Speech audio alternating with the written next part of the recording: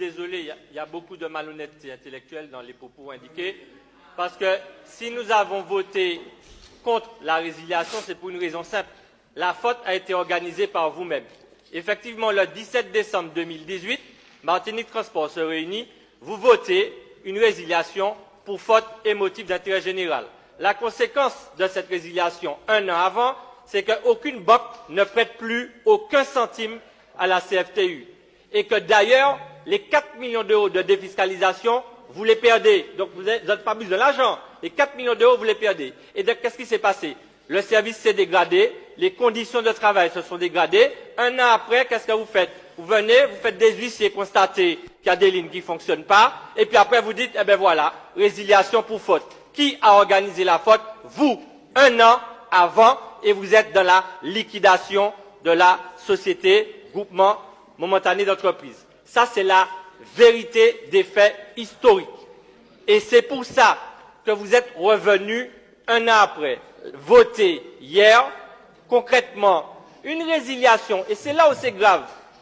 Vous considérez qu'ils sont fautifs, ils sont pas bons, mais ou Kamandeyo mettez bus en l'air TCSPA. Ça veut dire que vous demandez à ceux qui sont pas bons de vous donner des bus pour mettre sur le TCSP parce qu'il y a des problèmes, parce que vous n'avez pas acheté les batteries, vous avez voté hier l'argent pour acheter les batteries, hier. Donc vous êtes encore fautif, parce que s'il y a moins de bus sur le TCSP, c'est à cause de vous aussi, puisque les batteries n'étaient pas là, vous avez voté l'argent hier. Et derrière, vous venez expliquer à la Martinique que le service public n'est pas rendu. Je suis désolé, vous avez organisé la défaillance et la dégradation du service public du groupement GME. Et ça va tellement loin que vous votez une résiliation hier, vous ne savez même pas combien de marchés vous allez faire, comment vous allez découper. Mais par contre, ce que vous savez, c'est qu'il n'y aura plus de délégation de service public. Et là où c'est encore plus de malhonnêteté intellectuelle, c'est effectivement, vous explosez le réseau. Vous l'explosez et je suis désolé, monsieur le conseiller exécutif, je pensais un peu plus d'expertise de votre part, parce que quand vous dites prendre ou faire reprendre, vous dites que faire reprendre, c'est dans le cadre d'une DSP.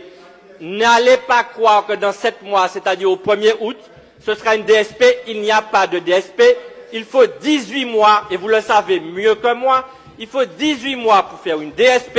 Ça veut dire que dans 7 mois, il y aura des marchés avec des petits lots, et donc effectivement, vous allez éclater le réseau, les salariés, et c'est pour ça que hier, vous avez semblé dire que, parce que nous avons tous fait des propositions de formulation pour éviter ce qui se passe aujourd'hui. Vous avez refusé catégoriquement, parce que vous avez la majorité, c'est votre droit, vous avez fait voter une seule position, la vôtre. Il faut assumer pleinement cette réalité et ne pas donner le sentiment que vous avez fait une œuvre d'intérêt général alors que vous avez organisé en pleine période électorale, je le dis, en pleine période, parce que qui est-ce qui va être déstabilisé là? Fort-de-France, Lamentin, Shellcher, Saint-Joseph. Effectivement, vous êtes candidat au Carbet. Je m'excuse, ça vous concerne peut-être pas. Il y en a d'autres qui sont candidats un peu ailleurs, mais déstabilisez les usagers. Parce que derrière, vous résiliez, vous ne savez même pas quel niveau de qualité de service que vous allez mettre en place.